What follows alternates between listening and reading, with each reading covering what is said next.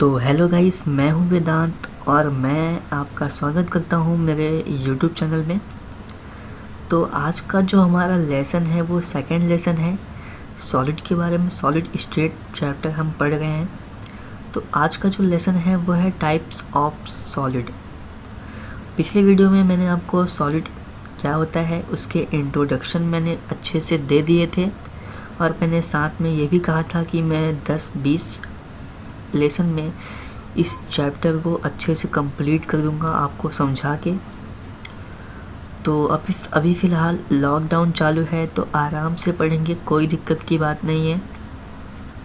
तो चलो हम स्टार्ट करते हैं, ज़्यादा समय नहीं गंवाते हैं, और मेरे चैनल को सब्सक्राइब करना ना भूलें दोस्तों। तो हमारा टॉपिक है टाइप्स ऑफ सॉलिड। तो यहाँ पे 2 टाइप के सॉलिड हैं। हम पहले पहला टाइप देख लेते हैं, वो क्या होता है, एमॉर्फस सॉलिड। ठीक है, अब एमॉर्फस सॉलिड क्या होता है, तो यहाँ पे सिंबल से लिखा हुआ है which does not have any fix regular pattern of arrangement of particle. इसका मतलब आपको समझा कि जो भी कुछ भी हो सकता है, कोई पत्थर ले लो या कुछ भी ले लो। पहले मैं आपको एग्जांपल दिखा देता हूँ, उसके बाद मैं आपको बताता हूँ, ठीक है, कि जो सॉलिड है वो क्या होता है। तो यहाँ पे देखिए ग्लास दिया हुआ है, प्लास्टिक दिया हुआ है, रबर दिया हुआ है, एमॉर्फस दिया हुआ है, सिलिका दिया हुआ है, एंड एट्सेट्रा। ठीक है, आपने एग्जाम्पल देख लिया। तो इन एग्जाम्पल में से आपको एक भी सॉलिड नहीं लगता है, आई होप, लेकिन ये सॉलिड है। लेकिन इन सॉलिड के अंदर जो उनके पार्टिकल्स हैं वो अच्छे से अरेंजमेंट नहीं है, which does not have arrangement. ठीक है, उनके अंदर जो पार्टिकल्स हैं वो अच्छे से अरेंजमेंट नहीं है।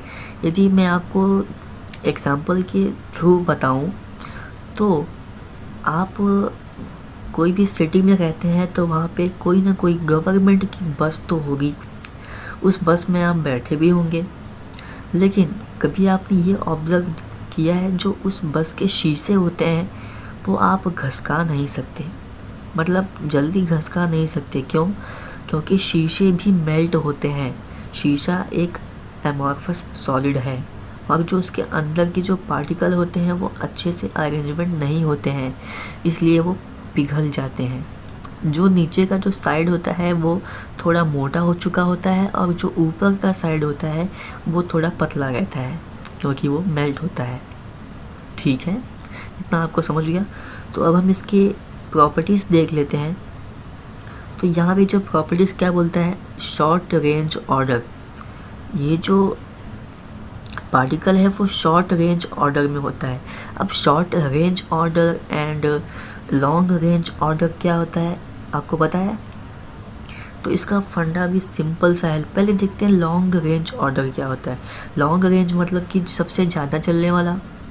अब सबसे ज़्यादा चलने वाला, यदि आप एग्जांपल से समझें, तो आपके पास एक पत्थर है और आपके पास एक प्लास्टिक की कोई थैली है। उसे आप 10 दिन मिट्टी के ऊपर, अबव ऑफ मिट्टी, उसके ऊपर रख दें, तो 10 दिन बाद यदि आप देखें तो प्लास्टिक जो है वो नीचे धंस चुकी होगी, और जो पत्थर है वो वहीं का वहीं होगा। क्यों? क्योंकि जो प्लास्टिक, अभी आप प्लास्टिक की बात करें तो प्लास्टिक से देख लेते हैं। अब हम प्लास्टिक को मेल्ट करते हैं, पिघलाते हैं, तो वो कुछ अलग ही सॉलिड बनती है। अब उसका जो स्ट्रक्चर है वो चेंज हो गया, पैटर्न चेंज हो गया। तो कोई भी सॉलिड का पैटर्न चेंज जल्दी से नहीं होता है, तभी हम उसे सॉलिड कहते हैं। लेकिन इस सॉलिड का जो अरेंजमेंट है, जो पैटर्न है, वो जल्दी से चेंज होता है, इसलिए इसे एमॉर्फस सॉलिड कहते हैं। और शॉर्ट रेंज का मतलब भी यही होता है कि जो जल्दी से अपने जो फिक्स रेगुलर पैटर्न है वो चेंज करते हैं, उसी को हम कहते हैं क्या, शॉर्ट रेंज ऑर्डर। ठीक है, इतना आपको समझ में आ चुका होगा। अब सेकंड पॉइंट देख लेते हैं। सेकंड पॉइंट क्या बोलता है, यदि हम क्रिस्टल और लिक्विड को कूल कर दें, थोड़ा ठंडी दे दें उसे, तब हमें क्या मिलता है, एमॉर्फस सॉलिड। तभी हमें एमॉर्फस सॉलिड मिल जाता है। ठीक है, अब हम थर्ड एग्जांपल देख लेते हैं।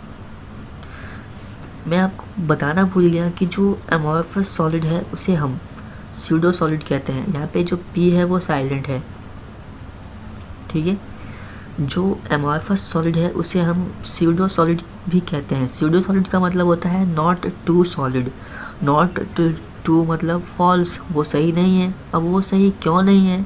क्योंकि उसका फंडा भी सिंपल यहाँ देख लेते हैं। सेम फंडा है, थोड़ा आपको बोरिंग लगेगा लेकिन आपको समझना पड़ेगा भाई, क्योंकि आपको नीट का एग्ज़ाम देना है, 12th का एग्ज़ाम देना है, तो आपको समझना पड़ेगा। अब यहाँ पे जो सॉलिड है, अमॉर्फस जो सॉलिड है, उसके पैटर्न जो है वो फिक्स नहीं है।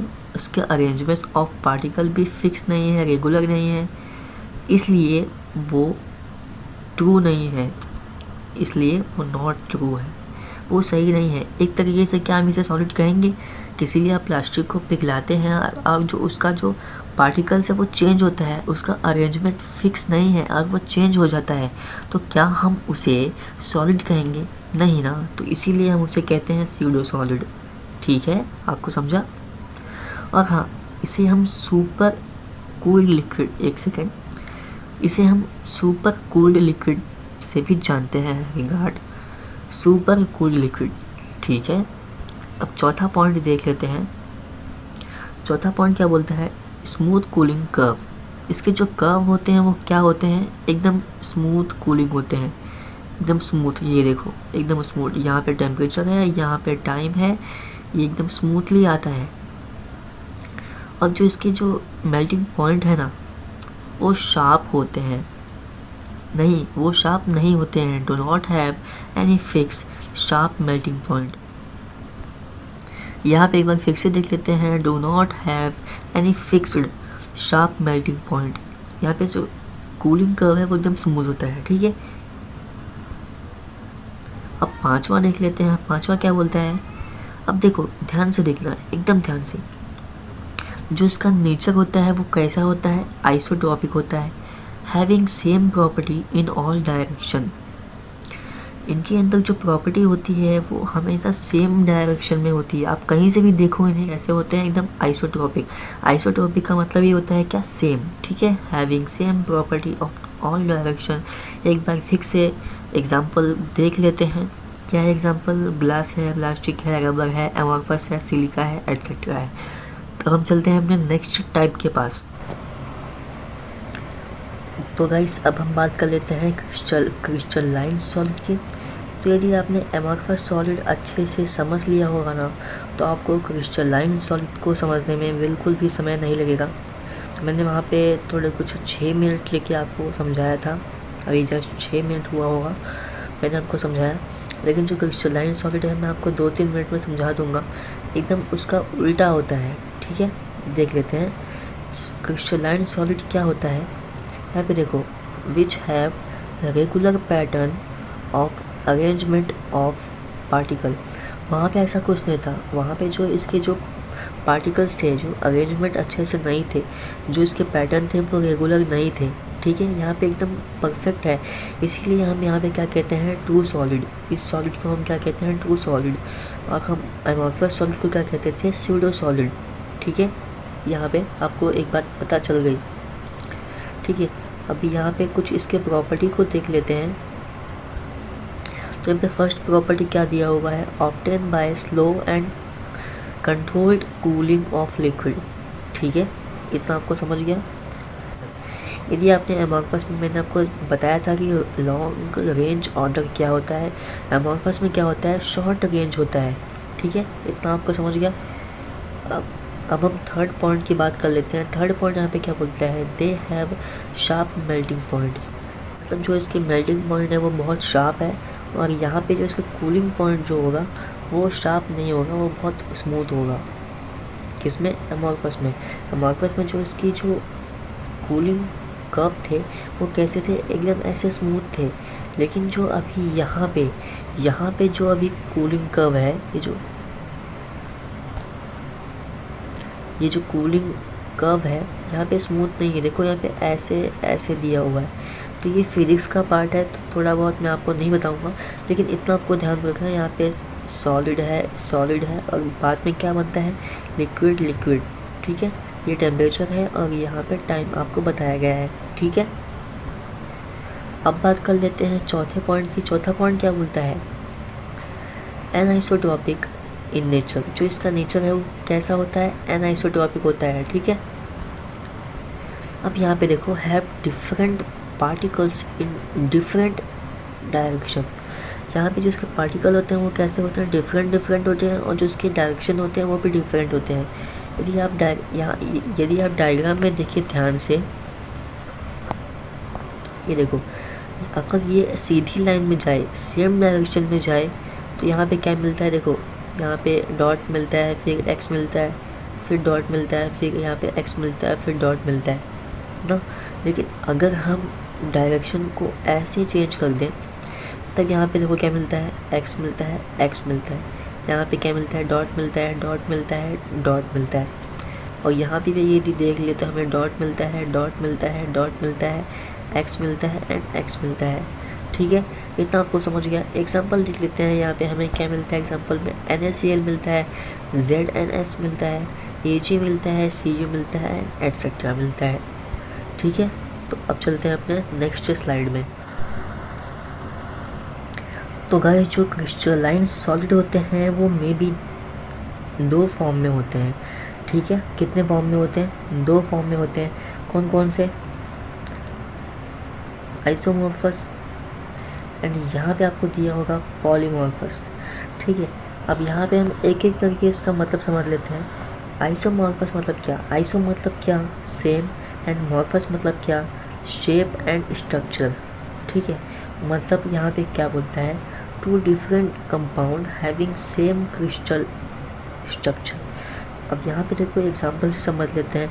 यहाँ पे क्या बोलता है, ZnSO4 into 7 water molecule and FeSO4 and 7 water molecule. कहीं ना कहीं हमें ये सेम दिखते हैं, कहीं ना कहीं हमें ये दोनों सेम दिखाई दे रहे हैं, लेकिन यहाँ पे एलिमेंट थोड़ी बहुत अलग अलग हैं, लेकिन हमें यहाँ पे कंपाउंड सेम मिलता है, having same compound crystal structure. यहाँ पे जो स्ट्रक्चर है वो सेम बनता है, लेकिन एलिमेंट यहाँ पे अलग अलग हैं। ठीक है, इसे हम कहेंगे वाइट विट्रियोल, इसे हम कहेंगे ग्रीन विट्रियोल। ठीक है, अब बात कर लेते हैं पॉलीमॉर्फस। पॉलीमॉर्फस क्या होता है, पॉली का मतलब होता है मोर देन वन। ठीक है, मोर देन वन यहाँ पे, ठीक है, मोर देन वन। यहाँ पे इसका एग्जांपल देख लेते हैं, जिंक सल्फेट, मतलब एक ही कंपाउंड से हमें अलग अलग स्ट्रक्चर मिलेंगे। जैसे यहाँ पे जिंक ब्लेंड मिलेंगे और यहाँ पे बुंडाइड मिलेगा। ठीक है, ऐसे हमें मतलब कि यहाँ पे देखो क्या बोलता है, कंपाउंड एक ही होगा, लेकिन जो स्ट्रक्चर है वो हमें अलग अलग मिलेंगे। ठीक है, अब बात कर लेते हैं टाइप्स ऑफ क्रिस्टलाइन सॉलिड की।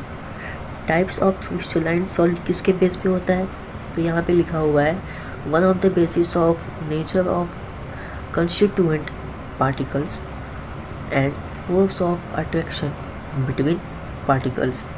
ठीक है, अब यहाँ पे कितने कैटेगरी में है, तो यहाँ पे जो है वो 4 कैटेगरी में है। कौन कौन से, ionic, covalent, molecular and metallic. ठीक है, तो अब हम इसे एक एक करके देख लेते हैं एग्जाम्पल के साथ में। ठीक है, तब हम अपने लेसन को एंड करते हैं। तो गाइस, हम बात कर लेते हैं यहाँ पे जो 4 टाइप के क्रिस्टलाइन सॉलिड थे, हम यहाँ पे 4 टाइप के बात करेंगे।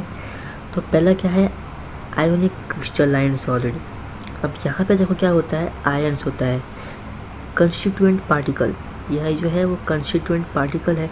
अब कंस्टिट्यूएंट पार्टिकल क्या होता है कि जो कोई भी पार्टिकल्स क्रिस्टलाइन के साथ बनता है उसे हम कहते हैं कंस्टिट्यूएंट पार्टिकल। ठीक है, अब यहाँ पे आयनिक में क्या होता है, आयंस ऑफ डिफरेंट नेचर। इन आयनिक के अंदर जो फोर्स ऑफ अट्रैक्शन है वो कौन सा होता है, फोर्स ऑफ अट्रैक्शन उसके अंदर कैसा होता है, इलेक्ट्रोस्टैटिक्स होता है, मतलब कि आयोनिक बॉन्ड वाला फोर्स ऑफ अट्रैक्शन होता है, ठीक है। अब इसके प्रॉपर्टीज़ देख लेते हैं। प्रॉपर्टीज़ कैसे हैं इसके, हाई मेल्टिंग पॉइंट है एंड बॉइलिंग पॉइंट है, और जो इलेक्ट्रिसिटी जो है ना वो बहुत अच्छे से कंडक्ट करते हैं, और किस में करते हैं, मोल्टन में, और ये बहुत हार्ड होते हैं, ठीक है। ये कैसे होते हैं, बहुत हार्ड होते हैं। एग्जांपल देख लेते हैं, NaCl, CaCl, ZnS and Na2, ठीक है। अब सेकंड देख लेते हैं। सेकंड क्या बोलते हैं, covalent bond. Covalent bond I mean covalent crystalline solid, ठीक है। कोवैलेंट क्रिस्टलाइन सॉलिड क्या होता है, atoms of same different element. यहाँ पे एटम सेम है लेकिन जो एलिमेंट है वो डिफरेंट है। अब देखो यहाँ पे कंस्टिट्यूएंट पार्टिकल चेंज हो गया, और सेम मॉलिक्यूल में भी क्या है, सेम है, atom are same and different element, ये दोनों जो है मतलब कोवैलेंट एंड मॉलिक्यूलर का जो कंस्टिट्यूएंट पार्टिकल है वो सेम है, लेकिन जो मेटालिक में है वो क्या होता है, वहाँ पे atom are same and element भी वहाँ पे सेम होगा, ठीक है। तो हम बात कर लेते हैं कोवैलेंट के बारे में। तो जो कोवैलेंट बॉन्ड है वो क्या है, वो फोर्स ऑफ अट्रैक्शन है, ठीक है। अब इसके प्रॉपर्टी की बात कर लेते हैं। तो ये बहुत high melting point and boiling point, इसके जो high melting point and boiling point होता है, हाई मतलब बहुत, वेरी हाई, एंड ये जो है ना ये बहुत ही हार्ड होता है एंड सॉफ्ट होता है। एग्जांपल देख लेते हैं, डायमंड एंड ग्रेफाइट। डायमंड क्या होता है, वो बहुत हार्ड होता है, एंड जो ग्रेफाइट होता है वो क्या होता है, बहुत सॉफ्ट होता है, ठीक है। अब बात कर लेते हैं मॉलिक्यूलर के बारे में।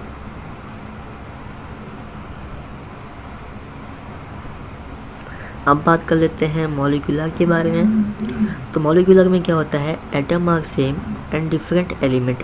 एटम सेम है लेकिन एलिमेंट जो है वो डिफरेंट है, एंड जो इसके फोर्स ऑफ अट्रैक्शन है वो कौन सा होता है, वन डक बॉल होता है, मतलब कि H बॉन्ड, हाइड्रोजन बॉन्ड वाला जो होता है इसमें फोर्स ऑफ अट्रैक्शन होता है, ठीक है, हाइड्रोजन बॉन्ड। इसके प्रॉपर्टी देख लेते हैं।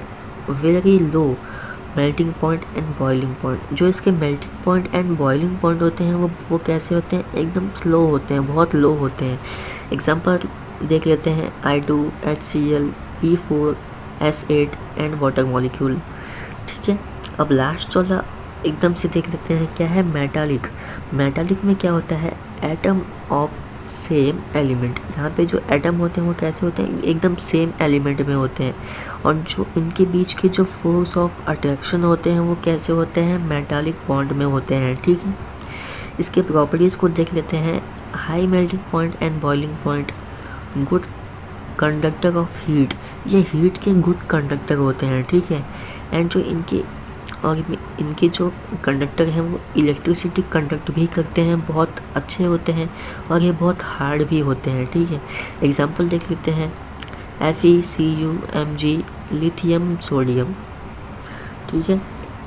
तो आई होप गाइस कि आपको पसंद आया होगा ये वीडियो। हमारा उम्मीद है मुझे कि आपको पसंद आया होगा। मुझे लगता है कि आपको थोड़ा बोरिंग लगा है, ये जो लेसन था ये थोड़ा बहुत बोरिंग था, लेकिन भाई आपको डॉक्टर बनना है तो थोड़ा बहुत बोरिंग लेक्चर्स सुनने पड़ेंगे।